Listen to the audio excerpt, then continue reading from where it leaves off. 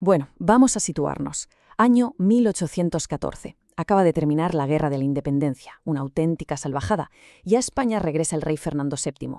Todo el mundo lo conoce como el deseado, y su vuelta es una fiesta para un pueblo que está completamente agotado.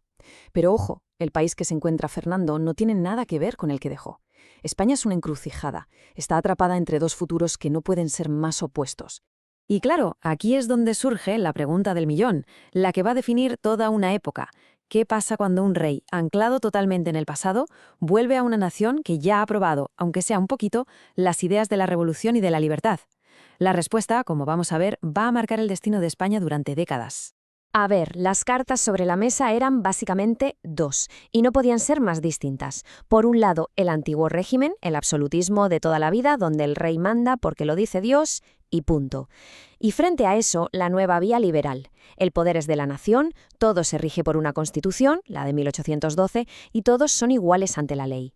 Es que no hablamos solo de política, hablamos de dos mundos chocando. Y en medio de esta encrucijada, la decisión de Fernando VII es clave. Mientras los liberales de las Cortes le esperan en Madrid, listos para que jure la Constitución, el rey se lo toma con calma.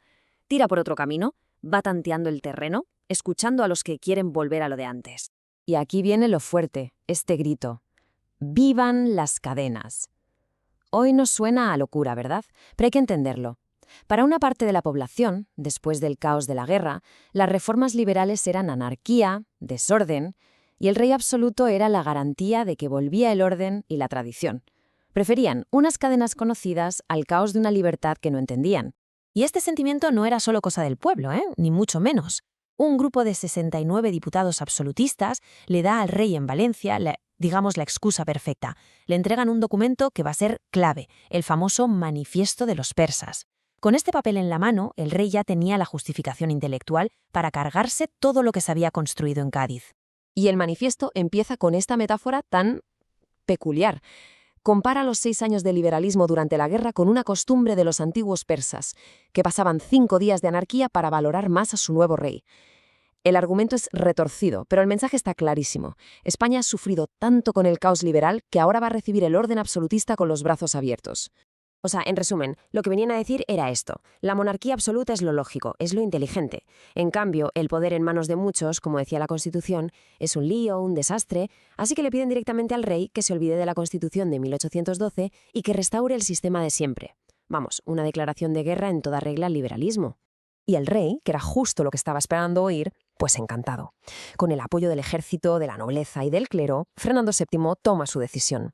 Y ahí el péndulo político da un bandazo tremendo, violentísimo, hacia la derecha. Empieza un periodo de 6 años que se conoce como el sexenio absolutista. El 4 de mayo de 1814, ¡zasca! Un decreto real y se acabó todo. La Constitución y todas las reformas de Cádiz anuladas. De la noche a la mañana volvemos a la casilla de salida. Regresa la Inquisición, los privilegios de los nobles, el poder de la Iglesia. Y mientras, el país se hunde en la miseria y en Europa nadie le ha salido caso. La represión contra los liberales fue brutal. O te ibas al exilio, o acababas en la cárcel, o como les pasó a Díez de Porlier o a Lacy, fusilado por intentar rebelarse. Pero claro, gobernar no es solo mandar. El gobierno absolutista fue un desastre total. La economía iba fatal y el ejército estaba que trinaba, así que el ambiente estaba caldeadísimo. Y 6 años después de la vuelta al absolutismo, el péndulo vuelve a moverse, pero esta vez con una fuerza increíble, hacia la izquierda. Para entender cómo se producían estos cambios tan bruscos, hay que hablar de una palabra clave en la España del siglo XIX, el pronunciamiento. A ver, no es un golpe de Estado normal, es algo muy nuestro. Un jefe militar se pronuncia, o sea, dice públicamente que está en contra del gobierno y espera a que otros militares se le unan para forzar un cambio político. La idea era cambiar las cosas sin llegar a una guerra civil. Y entonces aparece él, el teniente coronel Rafael de Riego.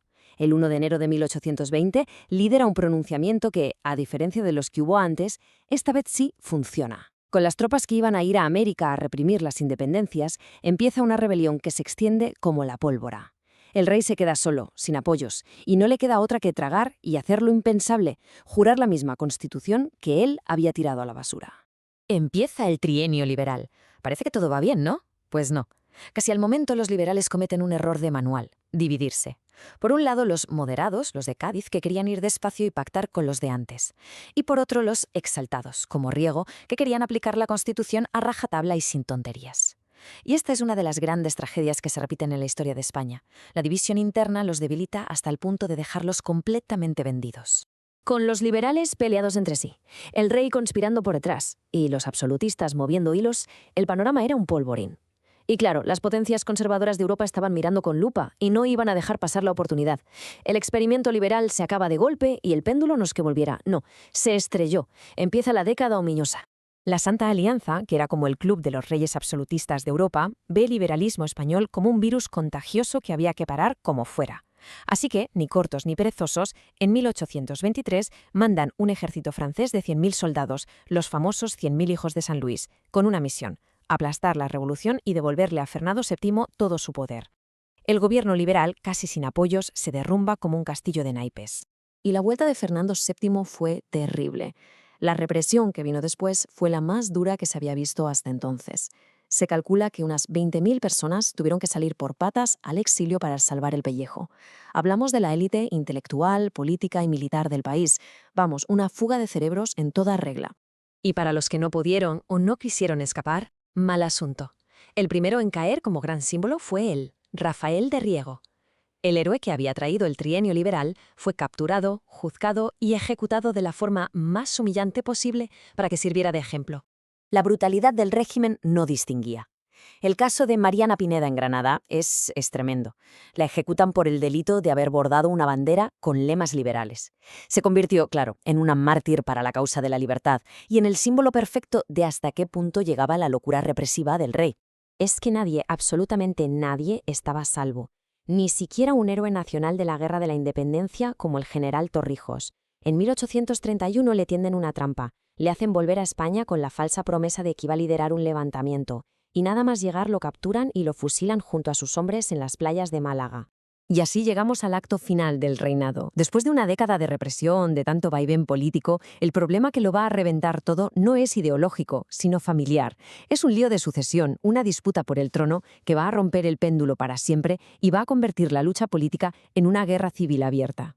El meollo de la cuestión es una ley, la Ley Sálica. La habían traído los Borbones un siglo antes y básicamente decía que las mujeres no podían reinar si había algún hombre en la línea de sucesión, fuera un hermano o un tío. Y el problema de Fernando VII, después de 4 matrimonios, es que solo tenía una hija, la pequeña Isabel. Entonces, para que su hija Isabel pueda ser reina, el rey hace una jugada a la desesperada. En 1830 saca del cajón una cosa llamada la pragmática sanción, que en la práctica anulaba la ley sálica. El resultado, su hermano, Carlos María Isidro, que se veía ya con la corona puesta, se queda fuera de juego. Y claro, no le sienta nada bien.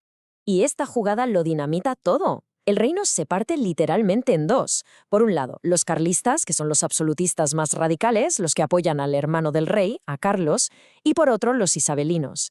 Y aquí viene la gran ironía de la historia. La reina regente, María Cristina, para defender el trono de su hija, ¿a quién pide ayuda?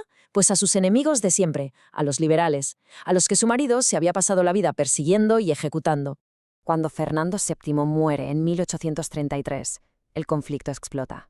La lucha entre absolutismo y liberalismo se transforma en la Primera Guerra Carlista, una guerra civil devastadora, que además sería solo la primera de varias. Y todo esto nos deja con una pregunta final, una que sigue resonando.